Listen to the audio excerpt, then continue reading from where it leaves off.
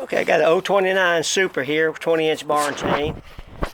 The orange plastic is faded some, but doesn't affect the running. It's got some oil stains on it.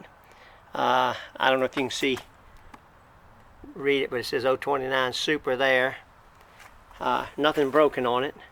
There's an ID tag from the state of Virginia. You can look at it all the way down. Bar's got some little surface rust in it, but I just wiped it off. I'm going to start it up for you here, so just hold on a second.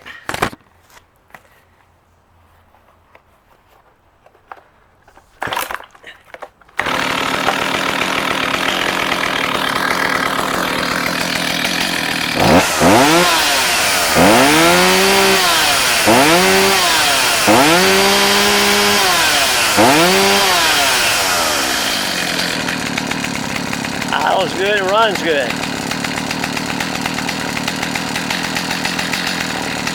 This saw is exactly how I picked it up. I got it yesterday from the state of Virginia in Richmond, Virginia. There you go, 029 Super.